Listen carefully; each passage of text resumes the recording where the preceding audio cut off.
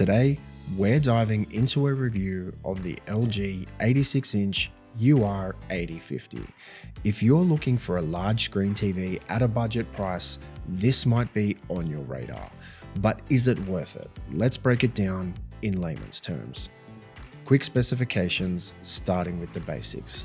This TV comes with a direct lit panel and runs on WebOS 23.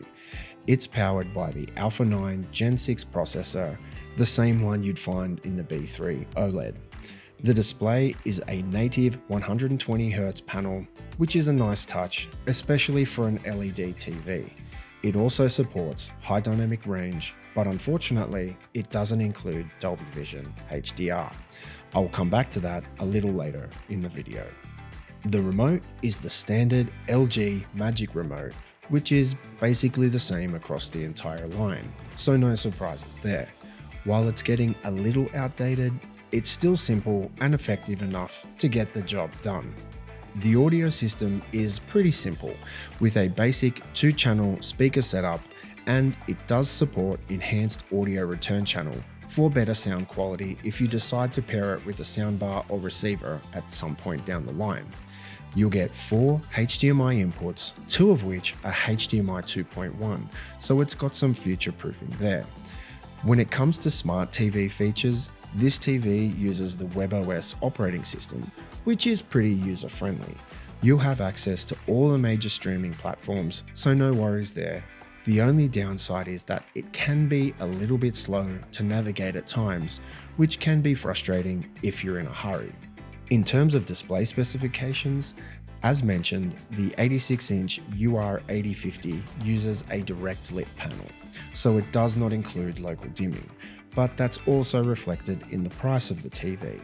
That being said, it does feature a VA-type panel, so it does have a decent native contrast ratio, which helps in the absence of local dimming. When it comes to panel brightness, the TV does not get very bright, so it's not the best choice for a room with a lot of direct light. Off-angle viewing is also average at best, so best viewed head-on. The TV comes in multiple sizes: 43, 50, 55, 65, 75, and 86 inches. However, keep in mind, only the 86-inch model includes a 120Hz display, while the others are limited to 60Hz.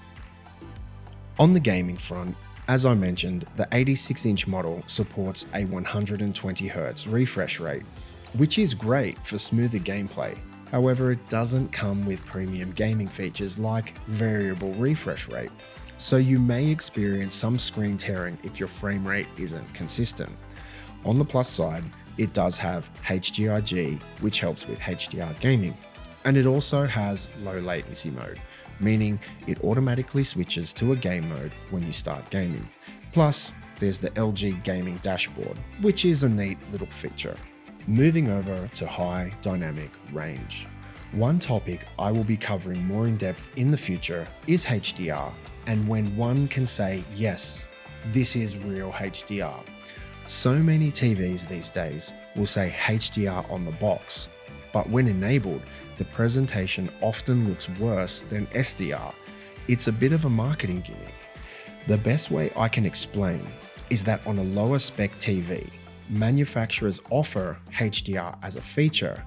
What they don't explain is that just because you can turn it on doesn't mean you should.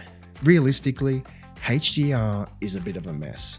There is really no concrete standard to say once your TV meets these requirements, that is what HDR looks like. What we are dealing with here, generally speaking, is that these lower spec TVs can accept and display a HDR signal. It cannot, however, display it as intended. That's how they get you. Yes, you can send the TV a HDR signal.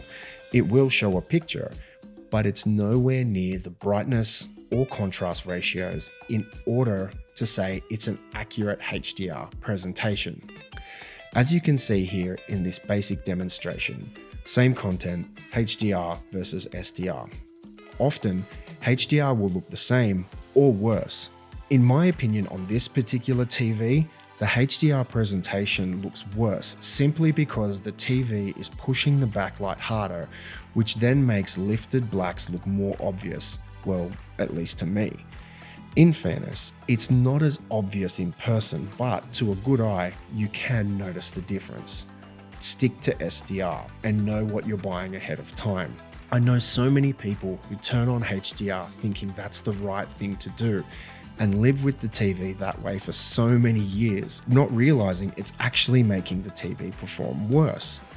I believe this is why the TV does not include Dolby Vision, as it's not to taint the Dolby Vision brand. It wouldn't look good. As you can see with HDR gaming, it's much of the same thing. Yes, it's a little less noticeable here because it's a full field white map on the game, but once you start playing games that have a lot darker scenes, it will become very evident once again. Stick to SDR. So here's my take. If you're buying an LED LCD TV that doesn't have local dimming, I'd recommend permanently disabling any HDR modes. Generally speaking, to really enjoy true HDR, you do need a higher end LCD TV with a lot of dimming zones, high peak brightness and contrast ratios, or a modern OLED TV. Keep in mind that expensive doesn't always mean higher end. So in this case, I wouldn't recommend watching content or gaming on this TV with HDR turned on. For my use case, I wanted the largest, cheapest TV I could get from my shared studio to simply watch sports on and play the occasional game. For sport lovers like me, try the cinematic movement setting. I find it's a great compromise between motion smoothing and soap opera effect. Highly recommended. For that purpose, this TV does the job, but I wouldn't recommend it as a primary flagship TV unless you're on a tight budget. That's a different story. If you are on a tight budget and need the biggest screen possible, it's actually not a bad option. As long as there aren't any windows directly facing the screen, it should be bright enough for daytime viewing in those conditions.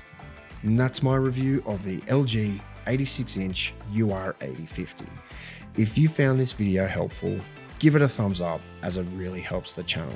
As always, drop any thoughts or questions in the comments section. I always check them and I love to hear what you guys think.